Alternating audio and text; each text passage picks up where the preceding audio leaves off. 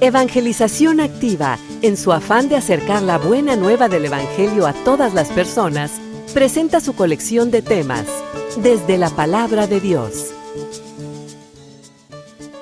Dice, algo de repente irrumpió con una fuerza tremenda en su corazón, que sentía que se le reventaba y tenía la urgencia de anunciar que Jesús estaba vivo.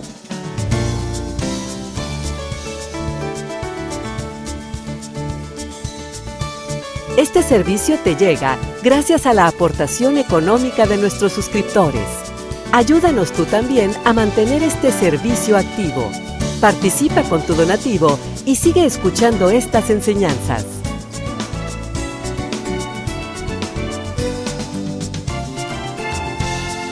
Esperamos que al escucharlos, la semilla del Evangelio dé fruto en tu corazón.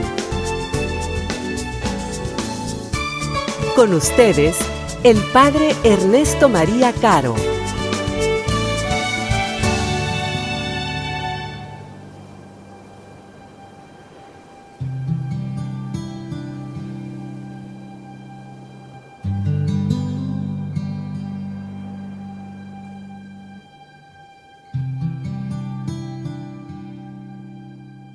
En aquel tiempo salió Jesús de la región de Tiro y vino de nuevo por Sidón, al mar de Galilea, atravesando la región de Decápolis.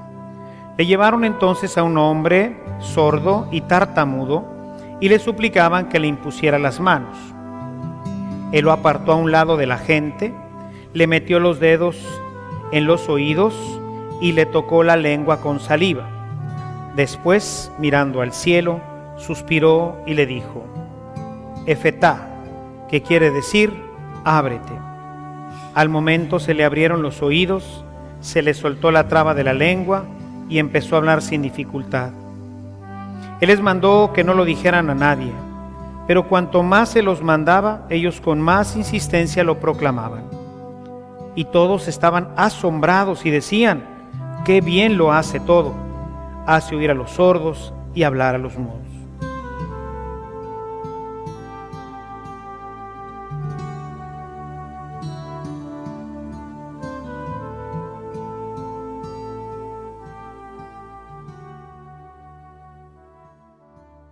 A propósito de que estamos iniciando las escuelas aquí en la parroquia, están iniciando sus clases, las diferentes escuelas de evangelización y particularmente la escuela de Biblia, quisiera a través de esta homilía presentarles la importancia de nuestra formación evangélica, especialmente bíblica.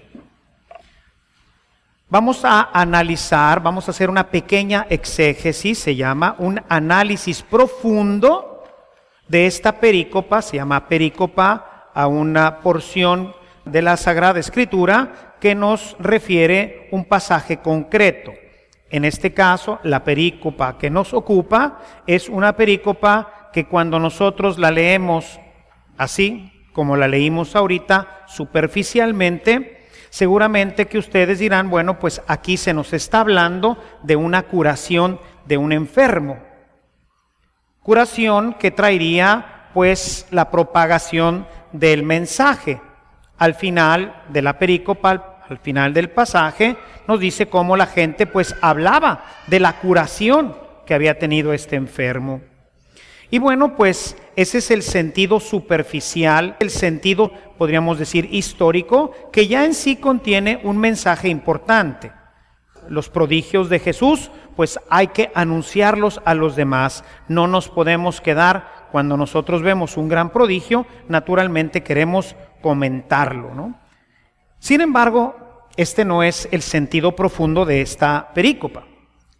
Esta perícopa nos presenta, como ya hemos visto en algunas otras ocasiones, un caso particular que se refiere a la imposibilidad para escuchar la palabra y para predicarla. Hemos visto ya en otras ocasiones que tenemos, por ejemplo, paralíticos, que el paralítico representa al que no puede llegar a Jesús. El sordo no puede oír a Jesús. El ciego no puede ver a Jesús. Y entonces estos pasajes se convierten en pasajes que se llaman dentro de la Biblia, en pasajes emblemáticos. Es decir, son pasajes que nos ayudan a entender otras situaciones semejantes en donde el mensaje no es simplemente, como en este caso, la curación, sino que tienen un mensaje profundo para todos nosotros, de tal suerte que lo que hemos escuchado, traducido adecuadamente, lo podamos nosotros poner en práctica en nuestra vida.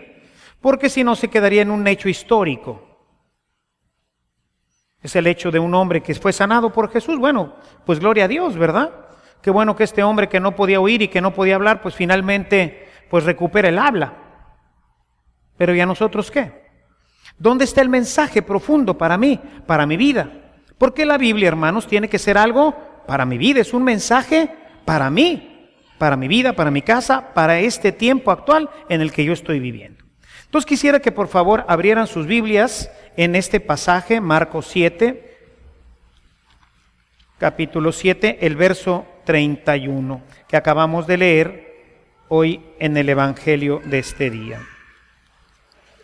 Y vamos a ir analizando, en un análisis exegético, se pretende ir analizando cada uno de los versículos, poniendo mucha atención en algunas palabras, en algunos elementos que quieren hacer énfasis sobre alguna circunstancia particular. Y yo quisiera que viéramos en este texto, dice lo siguiente: Jesús volvió a salir de la región de Tiro y pasando por Sidón llegó al lago de Galilea, en pleno territorio de la Decápolis. Subrayen ahí en sus Biblias, en pleno territorio de la Decápolis. Es decir, está haciendo un énfasis en que estamos en la tierra de los paganos. No solamente nos describe la ruta que va siguiendo Jesús, sino que hace énfasis en un lugar en particular. Está en pleno lugar pagano, para que no haya dudas. Es decir, la acción que va a realizar Jesús no se va a realizar en el territorio de Israel, en el territorio, digamos, de los creyentes, sino se va a realizar en un territorio pagano. La primera indicación que nos dice este exégesis es que la salvación es universal. Uno de los elementos importantes a entender es que, como va a decir San Pablo, primera carta a Timoteo, capítulo 2, verso 4, Dios quiere que todos los hombres se salven y lleguen al conocimiento pleno de la verdad. Esa es la voluntad de Dios. Y cuando dice todos, hermanos, es todos, ¿verdad? No solamente los que venimos hoy a misa, no solamente los que estamos en grupos, en cursos, sino esta voluntad salvífica es para absolutamente todos, particularmente para los más alejados. La Conferencia del Episcopado Latinoamericano ha insistido en la reciente conferencia que se tuvo en Brasil sobre la necesidad que tiene la Iglesia de ir por los marginados, por los que no tienen acceso a la palabra, que por alguna situación histórica o cultural no han podido entrar en el misterio de Dios y de su Iglesia. Dice, hay que ir por ellos en pleno territorio de la Decápolis. O sea, necesitamos hacernos conscientes, Iglesia, de la necesidad de ir a recoger a nuestros hermanos que por situaciones que no entendemos están alejados de la Iglesia y por lo tanto privados del Evangelio. En Mateo 15, los versículos 22 y siguientes, encontraríamos ahí nuevamente una indicación sobre esta universalidad. Cuando uno hace un exégesis, tiene que buscar elementos parecidos, correspondientes, que ayuden a validar el sentido que estamos dando a este versículo. En el capítulo 15, verso 22, nos encontramos, bajo una circunstancia diferente, que Jesús va a sanar a una hija de la Sirofenicia, que llamamos, esa mujer que es cananea, por lo tanto es pagana, no pertenece al pueblo de Israel, Y después de suplicarle insistentemente, después de que Jesús le ha dicho que no es justo darle el pan de los hijos a los perros, ¿verdad? Palabra dura, ¿verdad? A veces en algunas traducciones dice para darla a los perritos, así como que tratando de bajarle un poquito el volumen a esto, ¿no? Pero la palabra goyim significa perro, y así es como les llamaban los judíos a los paganos, les llamaban goyim, que significa perro, ¿verdad? Eran los apartados, ¿no? Una palabra, realmente eran difíciles los hermanos, ¿verdad?, judíos, al referirse a los que no participaban de su fe. Pues esta persona, pues era un goyim. Y entonces le dice, no he venido para los goyim, he venido para los hijos de la casa de Israel. Y la mujer le arranca el milagro y le dice, sí, pero también los perritos se comen las migajas que caen de la mesa de sus amos. Y la iglesia ha visto en esta curación este esfuerzo que hace el alejado por llegar a Cristo y obtener de Él el don que ha venido a buscar. O sea, con esto abre completamente Jesús su evangelio también a los alejados, a los paganos. Entonces vemos que efectivamente una de las cosas importantes que tenemos que retomar en nuestra iglesia, cada uno de nosotros, es en pensar en los alejados, en el primo, en el amigo, en el compañero de trabajo que no viene ni a misa. Por eso hemos emprendido nosotros como Iglesia de la Santa Cruz este trabajo durante estos próximos 32 semanas para llevarles el evangelio directamente a su casa a los alejados, a los que no vienen ni a misa, a los que se han declarado pues ausentes de esta bendición, de esta gracia de Dios. La conversión, el llegar a Jesús, en muchos de los casos tiene que ver con una acción eclesial. Y el verso 32 lo refiere nuevamente. Nos dice en el verso 32 que le llevaron, es decir, este sordo y tartamudo no llegó por su propia iniciativa. Y es que no todos, hermanos, tienen pues, no sé si decirlo, la gracia, ¿verdad?, de verse movidos a acercarse al Señor, sino que es necesario que otro hermano lo acerque. Dice en el verso 32, allí le llevaron a un sordo y tartamudo. Le llevaron. Recordarán ustedes el pasaje en donde le llevan a un enfermo que estaba paralítico y que le pasan al paralítico por el techo y se lo acercan a Jesús. 4 amigos le llevan a su amigo. ¿Sí? La evangelización nos corresponde a todos. Llevarlo a los marginados, pero no es función del padrecito, es función de cada uno de nosotros. Acercar a la gente que está viviendo, conviviendo con nosotros. A veces puede ser el papá, la insistencia, papá, mire este retiro, papá, este retiro, ándale, mire, es que va a haber, y jalarlo, acarrearlo. ¿Recuerdan ustedes nuestras campañas que hemos hecho en otros años? Regresa una oveja al redil. Una oveja que pretende acercar a los alejados, al que no viene a misa, convencerlo. Te vamos a dar palomitas, ¿no? Pero acércate, ven al menos una vez, danos la chance, escucha al menos una vez al Señor, hombre.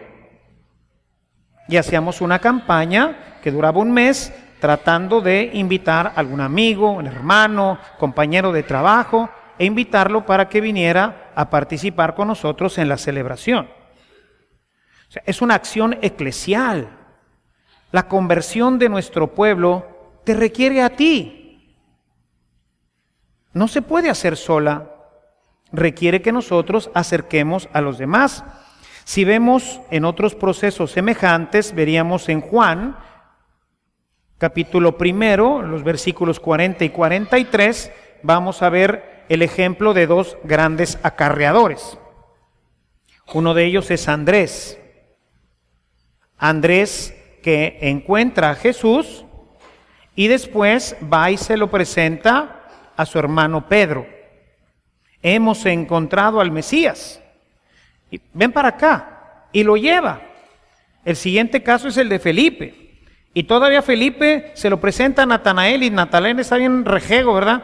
Achis, ¿a poco puede salir algo bueno de Nazaret? Ven y verás. Ven. Oye, pues ¿qué les dan ahí en la iglesia, hombre? ¿Y a qué van? Ven y verás. Acompáñame. Acompáñame. Si cada uno de nosotros, hermanos, cumpliera esta función de ser un acarreador, si cada año pudiéramos convencer a una persona, cada uno de los que estamos aquí, el templo está casi lleno, debemos de haber cerca de 700 personas. Si cada uno de ustedes estuviera convencido de esto, bueno, quitemos a los niños también pueden acarrear otros niños, compañeritos de escuela, nada más los de brazos, los que no sepan hablar, esos no. Pero todos los demás, ¿tú en qué año estás? En cuarto, no hombre, ya te debías de haber traído 3, 4 amigos. Todos debemos de funcionar como acarreadores. Imagínense, si cada año, pónganle la mitad de nosotros, acarrear a uno. Yo voy a cumplir 10 años aquí. Si cada uno hubiera traído una persona cada año, hermanos, tendríamos que estar ahorita ocupando toda la plaza, ¿verdad? 350 cada año, es decir, tendríamos 3,500 gentes más. Ahorita somos 3,000. Seríamos casi 7,000 gentes. Es un proceso de acarrear. Hemos encontrado al Mesías, le dice Andrés a su hermano. Se lo dice Felipe a Natanael. ¿Y tú qué le dices al hermanito que está junto a ti ahí en la oficina? ¿Tú ya lo encontraste al Mesías? ¿Tú has experimentado ya esta cercanía con Dios? ¿Vienes todos los domingos a misa? ¿Produce esto algo en ti? Pues ve y comunícaselo al otro. Hemos encontrado al Mesías. ¡Ay! ¿Qué puede salir de la Santa Cruz? Ven y verás. ¿Qué puede venir de la Iglesia Católica? Ven y verás. Acércate. Danos la chanza. Pedro le dio la chanza a su hermano Andrés y fue. Lo encontró y sopas, se quedó. Lo mismo le pasó a Natanael y a tantos más. Unos llegamos por propia iniciativa. Los que estamos aquí, ¿quién nos trajo? ¿A poco llegaron solos? Nos trajeron sus papás por primera vez a la iglesia, como estos niños. Sus papás han sido los acarreadores de ustedes. Pero no podemos quedarnos solamente con esto. Necesitamos acarrear a todos los demás. Dice entonces, y le llevaron a un sordo y tartamudo y le pidieron que pusiera su mano sobre él. Hablemos ahora de los sordos y de los mudos. Entremos al centro de la perícopa, ¿verdad? Ahí en el centro de la perícopa encontramos el elemento fundamental, la sordera y la incapacidad de hablar. El sordo no puede hablar. El sordo de nacimiento no puede hablar porque aprendemos a hablar por imitación. La mamá o el papá le dice al niño, a ver, él es tu papá, y empieza a decir papá, papá, hasta que poco a poco se memoriza, su oído escucha papá y empieza internamente papá, papá, papá, papá, papá, papá, hasta que le sale la palabra papá. Y luego aprenderá mamá y vaso y plato y casa, porque tú oyes e imitas, ¿verdad? Así es como aprendemos. Nos aprendemos la palabra auditivamente y después, poco a poco, hacemos que la voz emita exactamente lo que escuchamos. Por eso cuando escuchamos mal una palabra, después la repetimos mal. Ocurre con cierta frecuencia. Hay una palabra que en jueves que tenemos la brecha, hay algunas personas que han escuchado incorrectamente en su escuela o no sé, la palabra. Esta palabra la repiten así como la escucharon. Cerviz. El pueblo de dura cerviz. Pero sin embargo, algunas personas la aprendieron como cerviz, ¿no? Y entonces así la aprendiste y así la dices, ¿verdad? No sé si les ha pasado, no sé si a ustedes les haya pasado que, bueno, hay errores terribles de nuestra educación en México, ¿verdad? Que le ponemos a algunas palabras una S, ¿verdad? Venistes, ¿verdad? En vez de veniste, y le pone la S. Y me da un chorro de risa, cosa, no sé, porque a veces cuando la lee, o sea, la palabra dice veniste, pero la ley dice venistes. Así lo oíste, así la repites. El sordo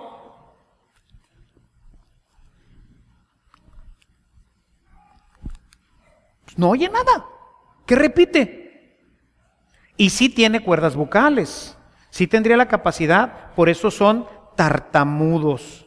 O sea, son mudos, pero tratan de hacer un esfuerzo por comunicarse, ¿no? Emiten algunos sonidos, ¿verdad? De alguna forma. Hoy en día hay escuelas para estas personas que tienen el problema de ser sordos de nacimiento, y entonces poniéndoles las manos en la garganta y algunos otros elementos van ayudando a que ellos de alguna forma entiendan la forma de la palabra y los van ayudando a hablar más o menos, ¿verdad?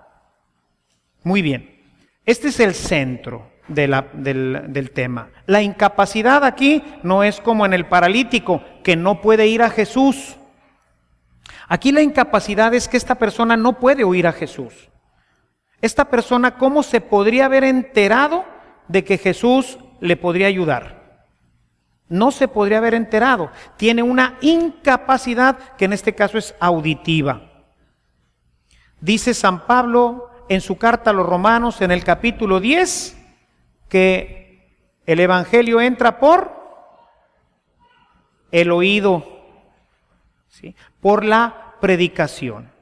Si una persona no ha escuchado la palabra de Dios, ¿podrá hablar de ella? No. Entonces, para que tengamos en nuestra iglesia la capacidad de atraer a otros, necesitamos nosotros mismos escucharlo. Necesitamos que la palabra de Dios pueda resonar realmente en nuestro corazón. De otra forma seremos mudos. Y si ahora regresamos sobre nuestro ejemplo, ¿a cuántos le has predicado tú?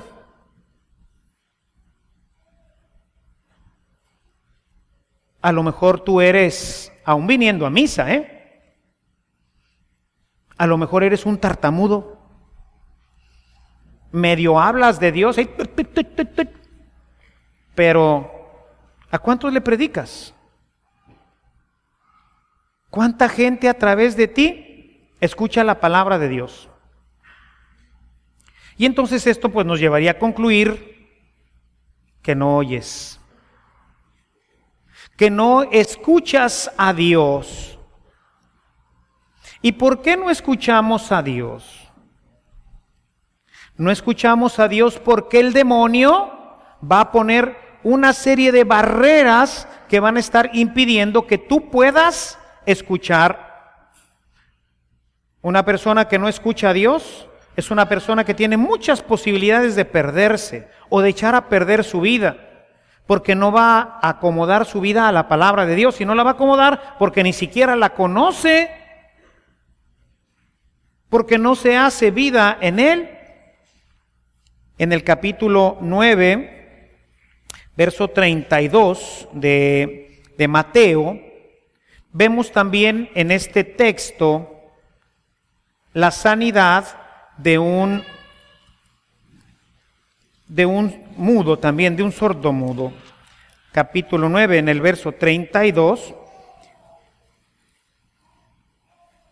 dice: mientras los ciegos salían, algunas personas trajeron a Jesús. Nuevamente se fijan cómo es emblemático O sea, la acción ante las gentes que están incapacitadas, la acción de la comunidad es la que tiene que suplir. Dice, algunas personas trajeron a Jesús un mudo que estaba endemoniado. En cuanto Jesús expulsó al demonio, el mudo comenzó a hablar. La gente admiraba, decía, nunca se ha visto en Israel cosa igual. Entonces el demonio va a buscar impedir por todos los medios que nosotros conozcamos a Jesús y que hablemos de Él. Porque el que habla de Él, pues empieza a atraer gente a la iglesia, empieza a atraer gente hacia Jesús. ¿Qué va a hacer el demonio? Que es el enemigo de todo esto, pues va a bloquear. Va a estar bloqueando continuamente. Y vean la sutileza para que no escuches a Dios. ¿Cuánto del contenido de lo que yo les predico en una homilía creen que se queda en este momento en ustedes? Casi nada. Porque es mucho material. Porque aunque voy pasando, tratando de mantener una idea, pues voy pasando otras ideas. Y puede ser que en este momento me va siguiendo en la idea general. Pero ¿cuánto se queda para tu vida? La gente que no trae Biblia, que ni siquiera la lee, la gente que no apunta, hermanos, acción catastrófica del demonio. ¿Por qué no traes tu Biblia?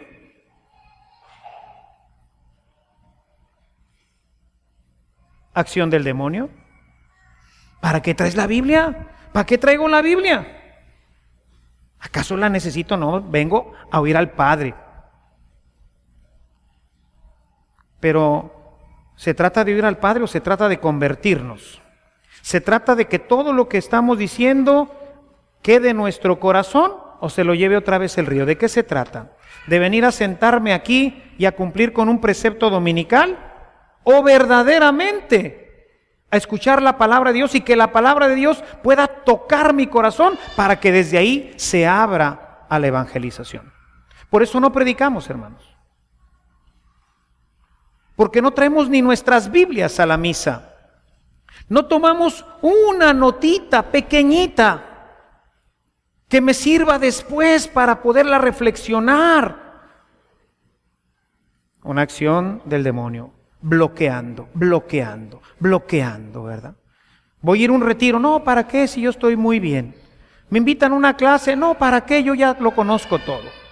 Me invitan a, no, tengo esto, tengo el otro. El demonio bloquea y bloquea y bloquea en nuestra evangelización. Resultado, una iglesia muda. Muda. ¿Por qué? Porque la palabra de Dios no toca. Porque la palabra de Dios no resuena en el alma. Y si no resuena en el alma, hermanos, si el oído no oye, la boca no habla. Del corazón emerge lo que tenemos ahí y sale por la boca. Pero si no logramos que la palabra de Dios entre, pues olvídense, hermanos, el demonio la tiene bien hecha, bien hecha. Bloquea, bloquea y bloquea. Pero no solamente está esta acción directa del demonio en esta forma en que nos va impidiendo conocer al Señor, sino que pues también está nuestro pecado. Si nosotros revisamos el Evangelio de Lucas, vamos a encontrar en el versículo 20 del capítulo 1 el caso de Zacarías. Zacarías, un hombre de fe, será un hombre de fe, sacerdote, instruido en las cosas del Señor, como algunos de ustedes quizás están, ¿verdad? Pues se le aparece un ángel y le dice: Zacarías, vengo de parte del Dios Altísimo para decirte que tu esposa va a concebir y va a dar a luz un hijo. Y si fuera mexicano, Zacarías diría: achis, achis, achis. ¿Ah? Sí, o sea, no inventes. ¿Cómo? Yo, anciano ya, mi esposa de avanzada edad y además estéril, en toda esta vida no hemos podido concebir un hijo y ahorita me sales que va a concebir un hijo. Casi como para que le hubiera dicho el ángel, oye compadre, pues ¿no has leído tú el pasaje de Sara y Abraham? ¿No tienes tú la Biblia? Pues ¿qué has hecho con la Biblia? Eres maestro de Israel, eres sacerdote, ¿y a poco no has leído lo que Dios puede hacer? Falta de fe, incredulidad, nuestro pecado, obrando en nosotros, cerrando el acceso a la palabra. ¿Y qué va a pasar con Zacarías por no creer, por no aceptar la palabra? ¡Toink! Mudo. Es el caso emblemático del pueblo de Dios, del Antiguo Testamento, que se suponía que debería de haber cambiado, porque en la Sagrada Escritura tenemos, en esta construcción de San Lucas, tenemos el caso emblemático del pueblo del Antiguo Testamento, representado por Zacarías. Y enseguida tenemos el caso emblemático del nuevo pueblo de Dios, representado por María. El pueblo del Antiguo Testamento, un pueblo mudo, un pueblo que no predica, un pueblo que se ha quedado pues enquistado simplemente en la celebración. Y por eso nos pone como prototipo al sacerdote, ¿verdad? Por el otro caso tenemos a María, una laica que no tiene todo el conocimiento que tenía Zacarías, pero tenemos una mujer de fe, una mujer que le dice algo todavía más increíble, porque a Zacarías pues iba a concebir teniendo la relación propia de los esposos. Cierto que era un milagro porque pues ya ella estéril y el viejito, pues, nada más que a María le dice, va a concebir sin que participe José. Ah, caray, eso sí está más difícil de creer. Zacarías le dice, dame una muestra, dame una prueba de que Dios puede hacerlo. Y María le dice, hágase como tú dices. ¿Qué pasa a continuación? María va y proclama esta novedad, va con su prima. ¿Y Zacarías? Pico cerrado. Se suponía que este era el prototipo del Antiguo Testamento y del Nuevo. O sea, se supondría que todos nosotros debíamos de ser como María y no como Zacarías. ¿Y en qué ha parado todo esto, hermanos?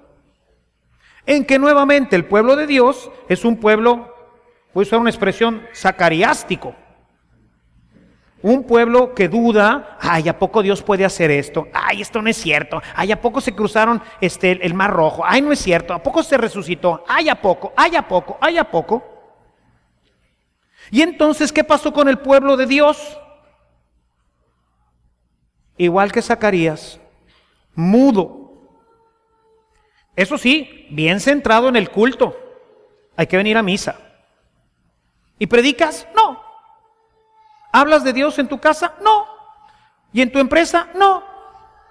¿Y en tu escuela? No. Ah, pero eso sí, vengo a misa. ¿Va? Mudos.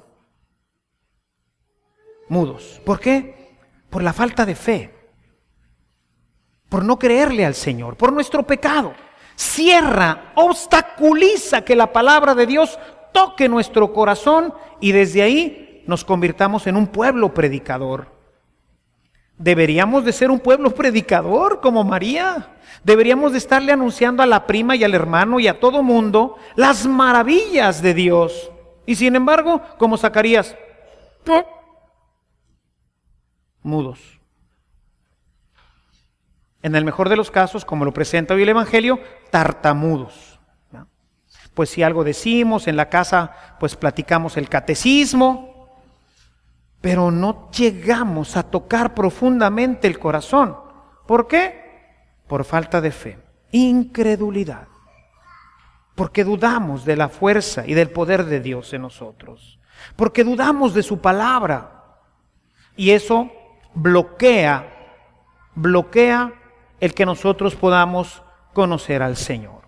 Sordos, por consecuencia, mudos. ¿A quién se refiere? Hermano, pon tu nombre ahí en la Biblia. Este sordo mudo eres tú. Este sordo mudo eres tú. Pero el Señor quiere liberarte, ¿verdad? Él ha venido para que tú puedas escuchar su voz y así puedas hablar. Pero ¿qué necesitas? Verso 33. Necesitas, dice, lo alejó de la gente. ¿Qué necesitas? Silencio. Necesitas oración. La palabra resuena en el silencio. Es ahí el lugar propio de la resonancia de la palabra de Dios en nuestros corazones. Venimos a misa, qué bueno. ¿Aquí podemos dejar resonar la palabra de Dios? No. Porque apenas estoy terminando con una cosa y ya les pasé otra, y luego ya les pasé otra, y ya les pasé un versículo, y otro, y otro, y otro, y otro. ¿Cuándo resuena? Pues nunca. Si tú no tomas apuntes, y esos apuntes no te los llevas para que después en tu casa, en silencio, en oración, permitas que la palabra de Dios resuene, hermano, seguirá siendo mudo. Esta era una virtud continua de Jesús, separarse para orar y meditar. En Marcos 1:35, desde el inicio de su evangelio, nos presenta nuevamente como una situación que debe de ser emblemática para el cristiano: separarse para orar, levantarse temprano. Es cuando estás más despierto, cuando el cerebro está funcionando mejor. En ese momento párate a orar. Pero claro que ahí viene el bloqueo, ¿verdad? Ay, qué flojera, ya me tengo que levantar muy temprano y luego todavía levantarme para poner oración, y híjole. Jesús nos dice el versículo 35, se levantaba muy de mañana para ponerse a orar en lugares, dice, solitarios. Los grandes predicadores, hermanos, han escuchado a Dios largamente en el silencio. El caso más emblemático, nuevamente, ¿quién ha sido uno de los más grandes predicadores del Antiguo Testamento? Moisés, ¿no es cierto? Es quien va a predicarle al faraón, después va a conducir a base de su palabra, va a conducir al pueblo. ¿Y saben ustedes cuánto tiempo dedicó a escuchar a Dios? 40 años. 40 años. Nos dice el texto del Éxodo que Moisés se fue a Madián 40 años al silencio, a la oración, a la reflexión. ¿Por qué? Porque necesita el corazón este silencio para escuchar a Dios. No podemos escuchar a Dios en el bullicio de nuestro mundo moderno, en medio de todos los aparatitos MP3, de todos los elementos que tenemos de televisión, internet y cuanta mugre, en medio de 1000 conversaciones de todos nuestros días. Hermanos, la palabra no resuena. Tenemos que darnos tiempo para nuestros retiros, para levantarnos temprano y escuchar a Dios. Si no, no se va a abrir nuestra boca. Y si no se abre nuestra boca, hermanos, nuestro mundo no va a conocer a Jesús. Y si tenemos una sociedad violenta, una sociedad injusta que hoy destruye a nuestras familias, es porque no conocen a Jesús. ¿Y quién va a hacer que lo conozcan?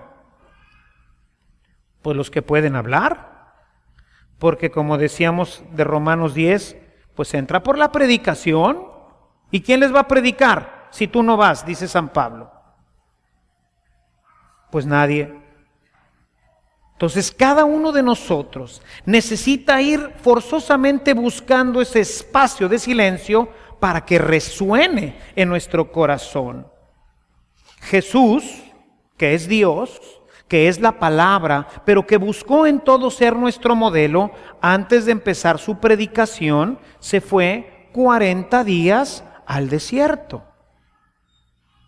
Ahí estuvo durante 40 días. Me gusta el texto, sobre todo en Lucas, si ustedes ven Lucas 4, 1, 2, dice, y empujado por el Espíritu, lo llevó al desierto durante 40 días y 40 noches. Necesitamos pedirle, hermanos, al Espíritu que nos empuje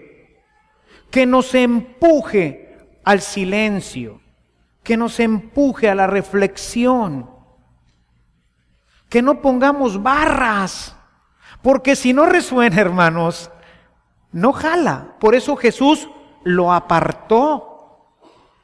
Si se fijan, son puras cosas. Cuando uno ya lo ve desde aquí, dice, pues ¿para qué necesitaba apartarlo? ¿Por qué no lo sanó en medio de todos? Porque es un caso emblemático. Jesús nos está hablando de cómo es que opera la posibilidad de que se abra las orejas del corazón. No nada más las orejas físicas, sino especialmente las del corazón. Y bueno, finalmente verso 34. Y entonces Jesús dice, Efetá, que significa ábrete. ¿Qué es lo que realiza esa apertura del corazón que después abrirá también nuestros labios? Dios. Él es el que hace la obra. La palabra es la que hace la obra. Es la palabra de Dios que golpea en ese momento al hombre, y en ese momento esa palabra, de la misma forma que cuando dijo haya luz y existió, que cuando dijo hagamos al hombre y empezamos a ser hombres, es la palabra la que tiene el poder. Yo aquí no convierto a nadie, hermanos. Mi función es simplemente acercarles la palabra. El resto, ¿quién va a decir Éfeta? Solo va a decir Jesús en tu corazón. Eso lo va a decir Jesús en tu boca. Yo no. Mi función es esta que estoy realizando. Acercarte la palabra. Acercarte a Jesús. Permitir que tu corazón se abra para que en un momento determinado Dios pueda decir a tu corazón, ábrete. Hay gente que pasa tiempo y no se abre. Es una acción de Dios. ¿Cuándo Dios va a decir ábrete a tu corazón? Pues solamente Él lo sabe. Quizás cuando te retires. Quizás cuando empieces a escucharlo con atención en tu casa. Cuando empieces a traer tu Biblia a la celebración y a tomar apuntes para después repasarlo. Allí en el silencio un día escucharás en lo profundo de tu corazón una palabra que dice Efetá. Y en ese momento tu corazón se llenará de luz y de alegría y saldrás corriendo a avisarle a todo el mundo que Jesús está vivo. Yo me acuerdo de mi hermano Mario Garza, del que ya les he platicado otras veces. Él dice que en un momento de la oración, dice, algo de repente irrumpió con una fuerza tremenda en su corazón, que sentía que se le reventaba y tenía la urgencia de anunciar que Jesús estaba vivo. Y él me platica que en ese momento ya no terminó la oración.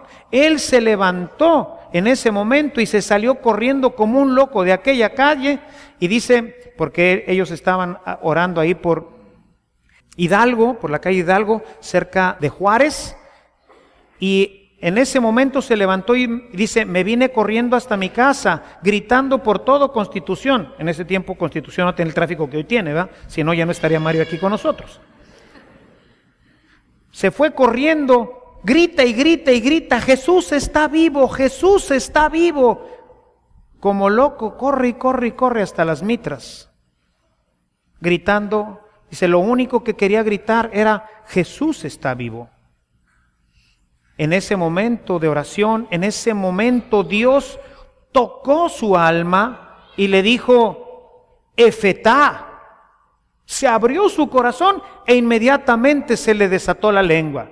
Y se ha convertido hasta la fecha en un gran predicador de Dios. No deja de hablar de Él. Dios abrió su corazón. Efetá. No es una obra de nosotros, es la obra de Dios en nosotros. Pero hay que, si se fijan, todo este proceso, hay que disponernos, hay que acercar a veces al hermano. Necesitamos el silencio para que resuene. En fin, vemos cómo está comprendida en este pequeño pasaje, en esta perícopa, está comprendido todo el misterio de la evangelización. Culmina verso 37. Dice, hasta los sordos y mudos los hace hablar, cosa que pues era realmente algo increíble. O sea, lo que realizó Jesús en este caso, pues era increíble. Dice al final, hasta puede hacer que los sordos oigan y que los mudos hablen. Hermanos, Lucas 1:38, para Dios nada es imposible. Señor, es que yo tengo el corazón muy duro, no lo he podido lograr, tengo muchos años y no te conozco. Bueno, nada es imposible. A lo mejor te está faltando más silencio. Ábrete a Dios. Le he predicado a mi hijo no sé cuántas. Para Dios nada es imposible. Se lo he predicado a mi papá y nada es imposible. He estado invitando a mi compañero de trabajo y no viene. Nada es imposible. Hasta los sordos y los mudos los hace hablar. ¿Qué necesita? Solamente que tú te decidas. Sí. Vean pues, hermanos, 7 versículos. 7 versículos que parecerían indicarnos simplemente la curación histórica de un sordo, mudo. Visión profunda, todo el proceso de evangelización. ¿Cómo llego a esto? Hermanos, hay que estudiar. Hay que estudiar la Escritura. Hay que conocer que es un caso emblemático. Hay que conocer qué significan los ciegos, los mudos y los cojos dentro de la Escritura. Y como eso, tantas cosas más. En la medida en que tú conozcas más la Escritura, vas a poder direccionar mejor tu vida, la vas a poder escuchar mejor y Dios va a tener mucho más oportunidad de convertirte en un predicador que hoy tanto necesita nuestra iglesia. Abre tu corazón. Abre tu corazón. Fórmate. Date tiempo para orar. Escucha al Señor. Porque hoy, más que nunca, urge que todos y cada uno de los cristianos católicos se convierta en un anunciador de la buena noticia de Jesucristo. Alabado sea Jesucristo.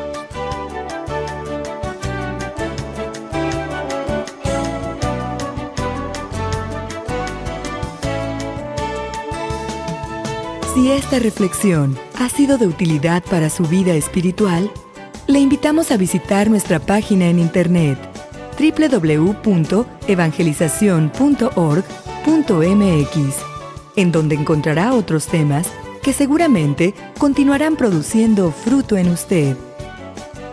Que la paz de Jesucristo permanezca en usted y toda su familia, y que la ternura de María abrace su corazón.